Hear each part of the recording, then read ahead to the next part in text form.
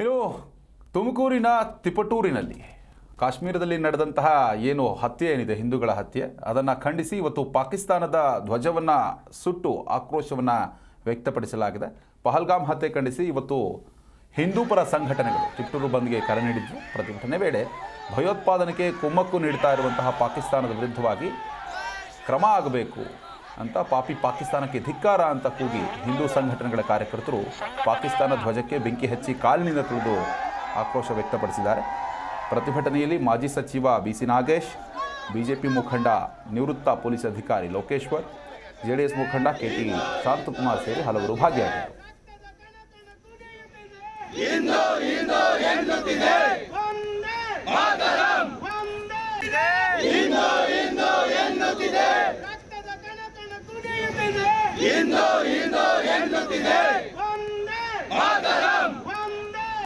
ಪ್ರಪಂಚದಲ್ಲಿ ಎಲ್ಲರಿಗೂ ಎಷ್ಟೋ ದೇಶಗಳಿದ್ದಾವೆ ಆಯಾ ಧರ್ಮದಲ್ಲಿ ಬದುಕೋದಕ್ಕೆ.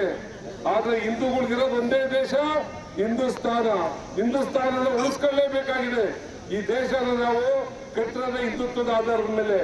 ಹಾಗಾಗಿ ಹಿಂದುತ್ವದ ಕ್ವಶನ್ ನಲ್ಲಿ ಅವ್ರು ಹೊಡೆದು ಸಾಯಿಸಿರೋದ್ರಿಂದ ನಾವೆಲ್ಲರೂ ಒಗ್ಗಟ್ಟಾಗಿ, ಈಗಾಗಲೇ ಯಾರು ಹೇಳಿದ್ರು, ಜನರ ಕಟ್ಕೊಂತಿರೋ, ಶಿವದಾರ ಕಟ್ಕೊಂತಿರೋ, ನಾಮ ಇಟ್ಕೊಂತಿರೋ, ವಿಭೂತಿ ಇಟ್ಕೊಂತಿರೋ, ಅದೆಲ್ಲ ಪ್ರಶ್ನೆ ಇಲ್ಲ. ಈಗ ನಾವೆಲ್ಲ ಒಮ್ಮತವಾಗಿ ಇವತ್ತೇನು ಮೋದಿ ಅವರು ಮಾತು ಕೊಟ್ಟಿದ್ದಾರೆ ಅವ್ರ ಪ್ರಕಾರ ನೀವು ನಡೀಲೇಬೇಕು ಅಂತ ಅವ್ರಿಗೆ ನಾವು ಸಹಕಾರ ಕೊಡ್ತೀವಿ.